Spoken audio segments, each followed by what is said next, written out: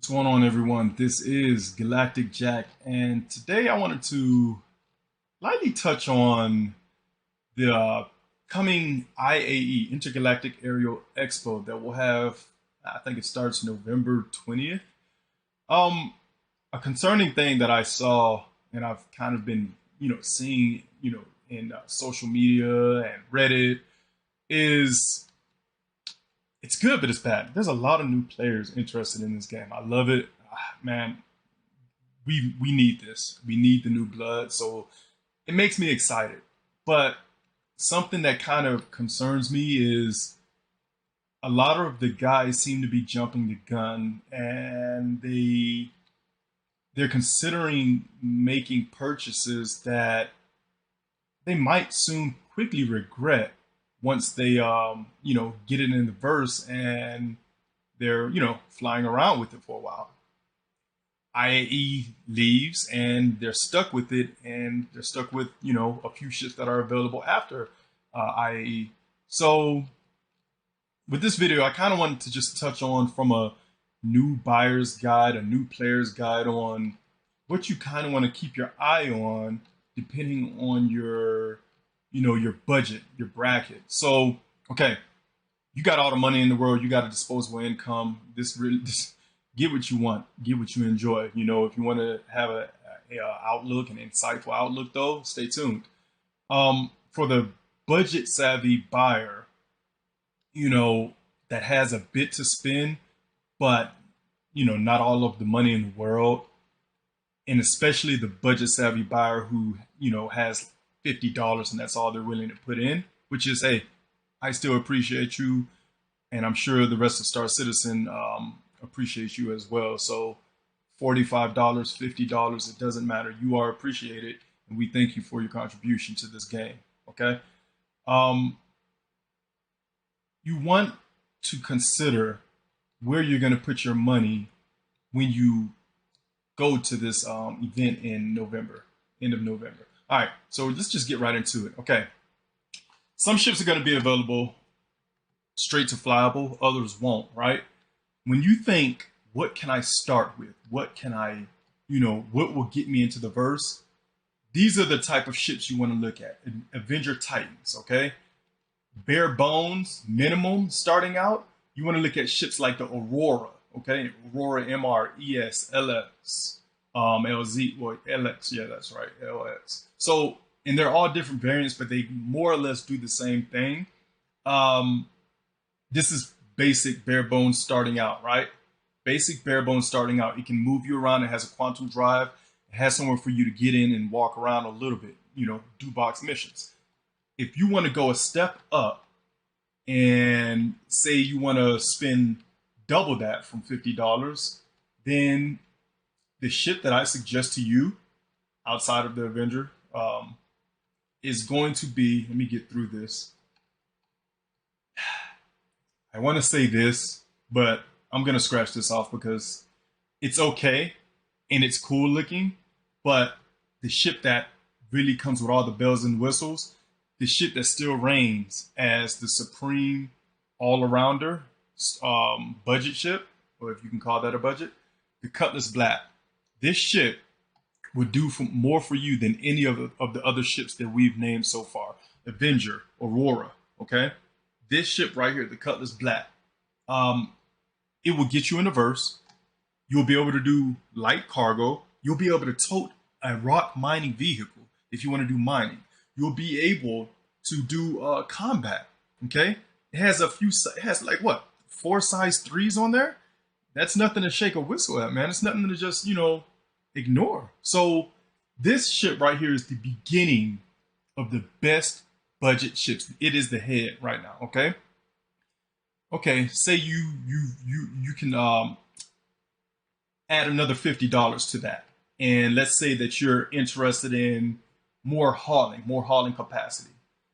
Excuse me if I get some of these SCUs wrong, but I believe the Freelancer Mac carries 120. $50 more, you can carry 120 SCU. The Cutlass Black carries, I think, 45, 42, something like that. This carries 120. This is your beginning space trucker ship right here. You know, it looks the part, right? This right here will get you money, and it has, I don't know the exact armaments on there, but it has a decent amount of firepower as well, right? It does. The MISC Freelancer Max. Okay. Now you can go further. You can go further. Okay. But before we do, before we go to the next one, and the next one is the one that I will always preach on until there's something else that actually gives it competition. So far, nothing else gives it competition in my own personal opinion. Okay. I'm seeing people talking about, yeah, yeah, I want to get the, where is it at, man? Where is this? These guys are starting out and they're talking about they want to get the, where is it at? Eclipse, right? They want to get the Eclipse. Okay. It's a cool ship. Big bombs, go boom. Nice. What else does it do for you? If this is the only ship that you own in Star Citizen, what exactly do you intend to do with it? Right? What do you intend to do? You're going to go around, you're going to blow stuff up. What you're not realizing is, number one, those torpedoes are extremely expensive. And guess what? As the game gets fleshed out more, it's going to get more expensive. Okay? The price will hike. Okay? This Eclipse costs $300. Unless you got money to burn, unless you have several ships, unless you have a special little warm place in your heart for the Eclipse because it looks like the B-2 bomber or, you know, or something like that, scratch it. Buy this in game. Buy this in game. This is in-game food. Okay? This is not pledge food. This is in-game food. Don't do it. If you are a new backer, if you are considering backing Star Citizen and you know you have a limit budget, don't put it in this ship. Okay? It is available 24/7. You grind out, you hustle up, and you will be able to buy it in game easily. Okay? Skip it. If you have this much to get, if you have this much to spend, I would suggest, and this is only one ship that I'm going to suggest at that bracket, the Argo Mo. Okay? If you know that you can blow $300, skip this, get this. Guess what? This right here, yeah, this got me an 890 jump. So low. A lot of people will argue and say, it's just so hard. I can't get down the steps. You got to position it. Screw all of that noise. Guess what? If you're rock mining, guess what you have to do? Position, get out of your seat, walk to the back of your ship, especially if you have something like an MSR, Mercury Star Runner, get into the rock mine. Oh, open the gate, get into the rock mining vehicle, run down the gate, go mine your rocks, pick them up, put it back in the vehicle, shut the gate, get back all the way to the front of your ship, and fly off. So screw all of that BS about it's too much. It's only too much for somebody that's lazy. And I hate that I got to be blunt, but I'm going to be blunt. It's only too much for somebody who wants to play lazy. Not is lazy, but wants to play lazy. Okay? The Argo Mo, if you know you got a budget of $300 and you want a ship that's going to work for you, put it in here. Okay? Put it in here. Better yet, if you want to play the real game, if you want to buy a ship that's, let's say it's in concept still. You get that concept ship, you melt it so that you have it locked in because you bought it War Bond, you melt it, and then you get yourself something that's going to actually work for you. The Argo Mo will work for you on every single avenue as far as money goes. You will be able to afford everything. It's going to take a little time, but you will be able to afford everything. You don't like to mine? You don't like to mine, but you can spend $300? Cool, no sweat. The Caterpillar, okay? Hauling, the king of hauling. And guess what? Well, let me redact that. It's been dethroned by the C2, but I believe in the near future, it's going to get its throne back because a lot of people sleep on the Caterpillar and they see what you can do with it right now. And that's it. It can do a lot more, okay? It can do a lot more. So that being said, 576 SCU, I believe.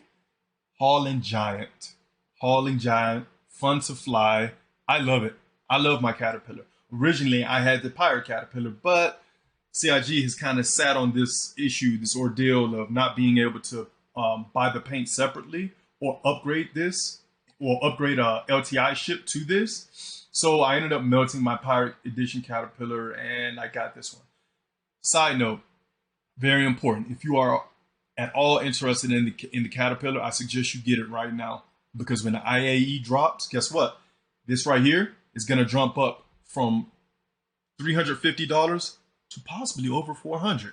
A lot of people say, "Oh hell no, it's not going to get up to the C2." Why wouldn't it? Tell me why. The only thing the C2 can do is carry tanks and vehicles. That's it. It flies better in atmosphere. It does not have the modular capabilities of the Caterpillar, not even a little bit. It does not have the modularity of the Caterpillar, okay? The Caterpillar can do so many things. It is a sleeping behemoth. Sleeping behemoth. What you will be able to do with the Caterpillar when they unleash those modules, the tractor beam, all of those other components. Look, man, I'm not even going to be shocked if this thing hits 450. I would not be shocked if the Caterpillar hits 450. I'm not even BSing. Now, I'm going to speak on this a little bit longer, and I'm going to say that if all they're doing is hiking the price because of something that was presented at concept, that's a snakish move. It's dirty.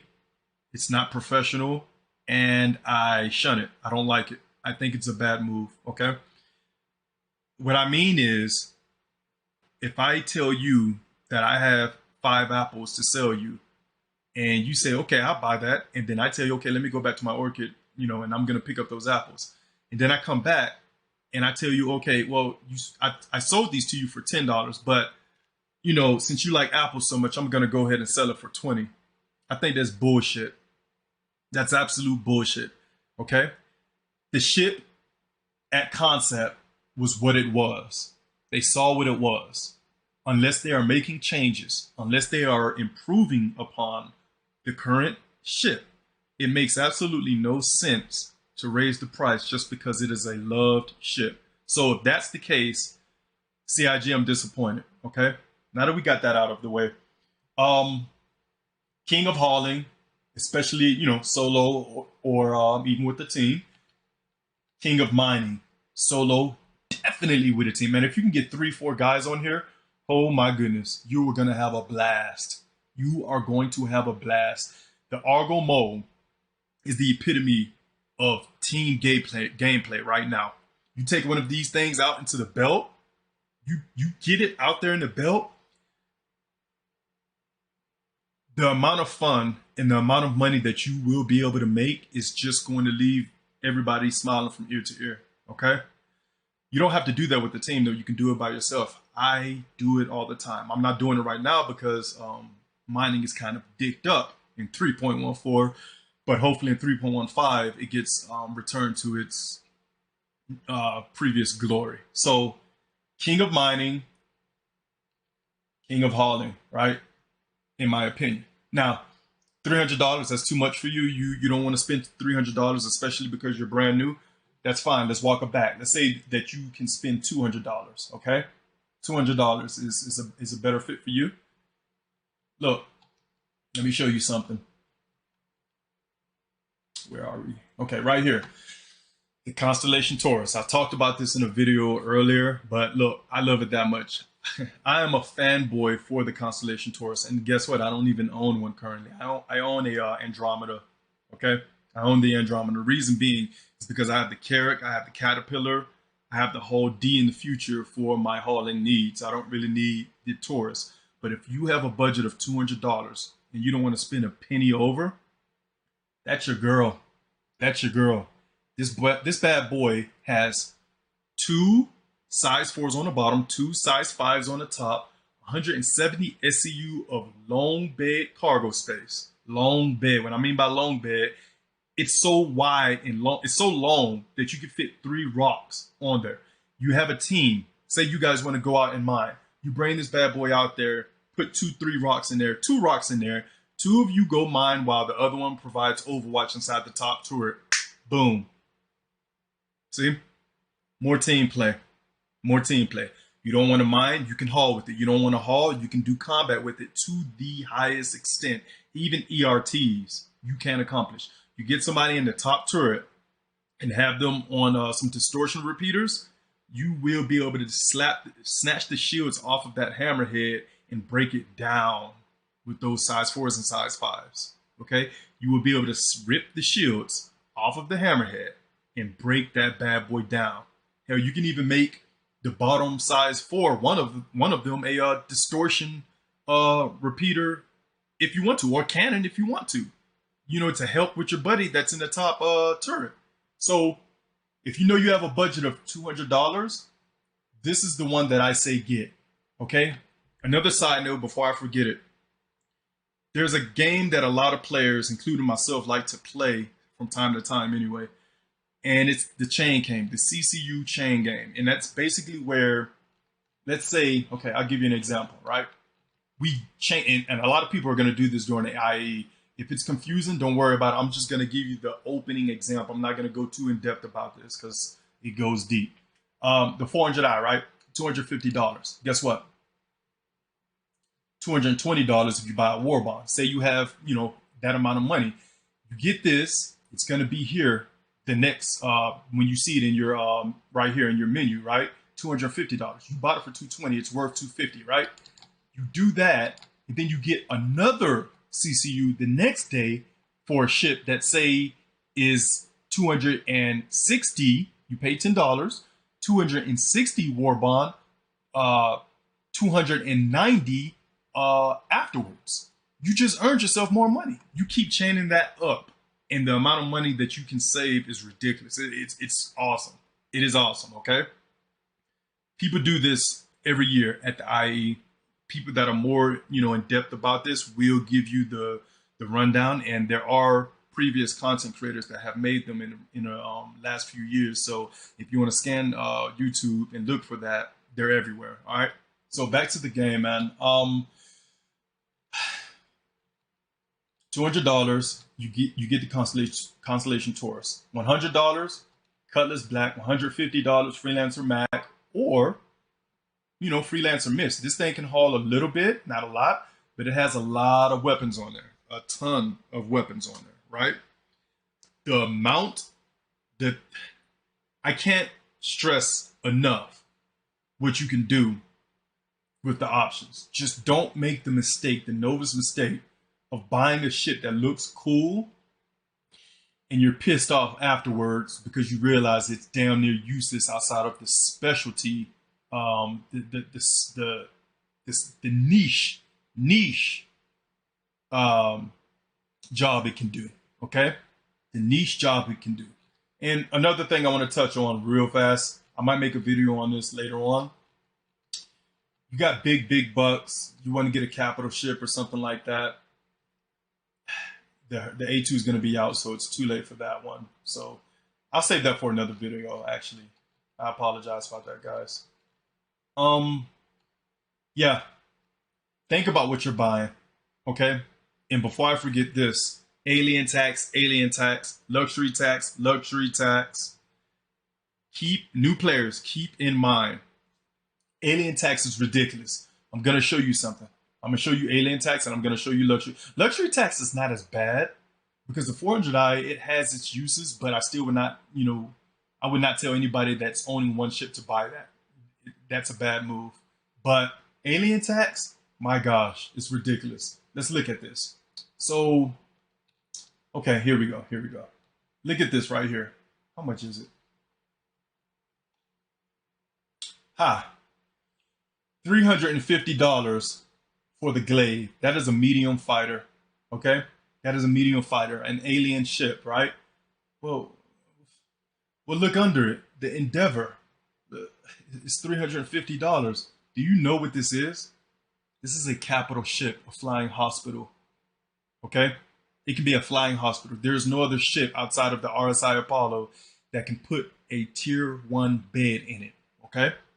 Tier 1 beds are respawn beds. Tier 2 beds can currently respawn, but they will go away. Tier 1 beds will more than likely be able to respawn permanently, okay?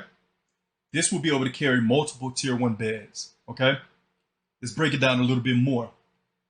Hull D, one of my favorites in the whole series.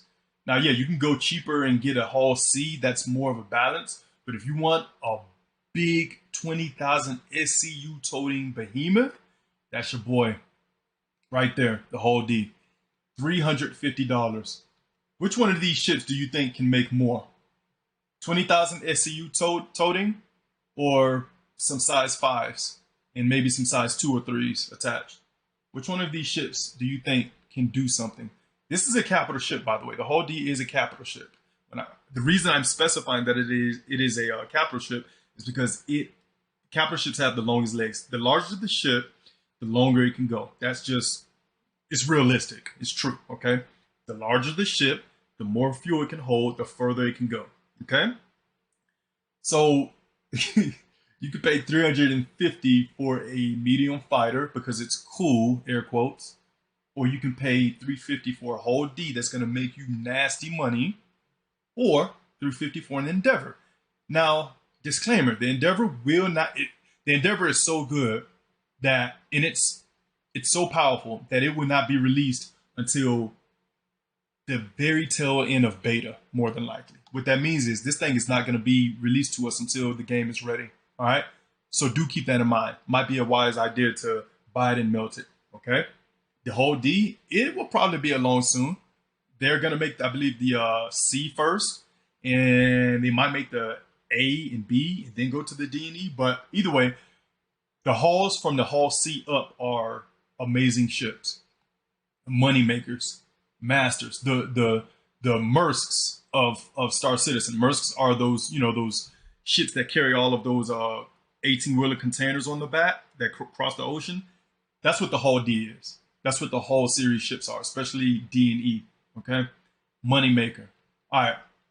Hopefully I didn't go off on a tangent, but I really wanted to get this video out because we're getting closer to IAE, and I'm just noticing so many new players talking about alien ships and eclipses. And another thing, do keep in mind with these alien ships, and this is including the Banu Merchantman, a ship that is going to be so powerful, so amazing,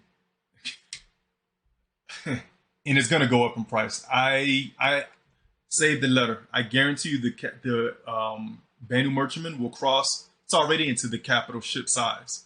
It's going to cross over more than likely into the capital ship class. And if it does, it's going to be a behemoth.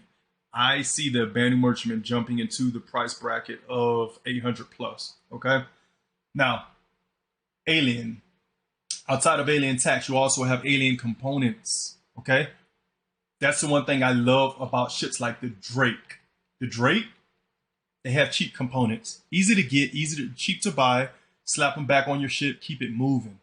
With alien components, not so much.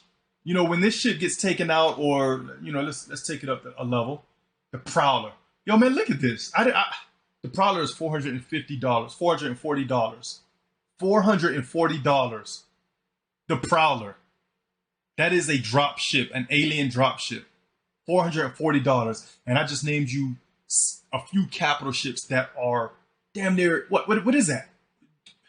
$90. $90 less. $90 less. You kidding me? You kidding me? New players, new citizens, think twice before you put your money where you regret it. Okay? Don't blast it on stuff like this. Buy this crap in game. Okay? Buy it in game unless you just got money to burn. Buy it in game. We appreciate your backings regardless of what you get, but I do want to put this out to help any viewer that decides to watch, the little few videos that I have.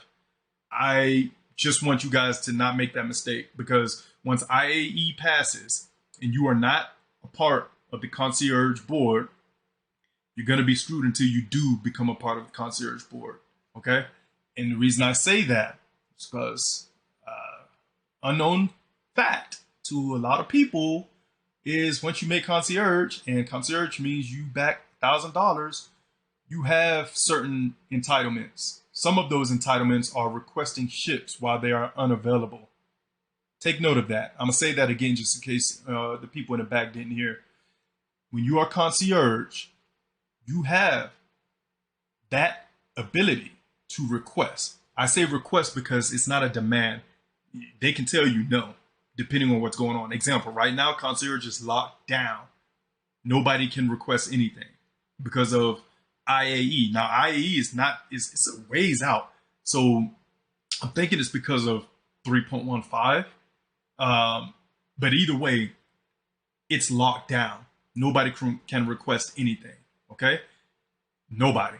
So outside of this current moment, if there's a ship that you like and you're concierge, all you need to do is write a ticket to them, request it respectfully, and I guarantee you somebody is going to be willing to help you. And they can get it to you, you know? So comes with its perks. Now, uh back to this whole alien thing that I keep on drifting from. Yeah, if you get an alien ship and that thing gets blown to smithereens, you're not going to be able to just easily repair it. Okay, you're not going to be able to do it. It's going to take time, and I'm trying to get a ship that makes sense. Okay, 575. Where is it? 550. Banu Merchantman. Let's say that's out right now. Your Banu Merchantman gets destroyed. You're not going to be able to just boom repair it because it's alien tech. That alien tech, you're going to have to go through avenues. You're going to have to go through specific people to request those specific parts.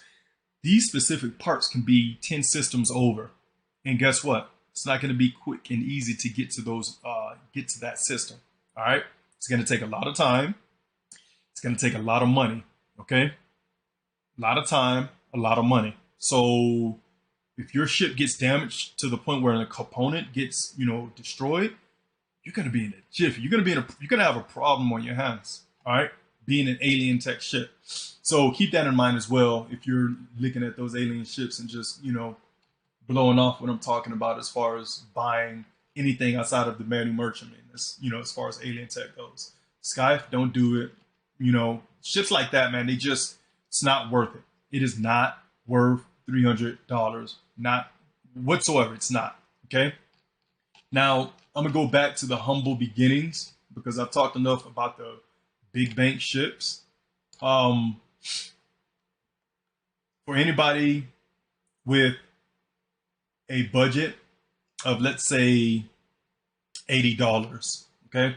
Let's say you can put what you would put into a game and it's the special edition. I would say for $80, I would say get $80. Man, you're fixed. You're fixed right around here. The Nomad, the ship that I said earlier no to.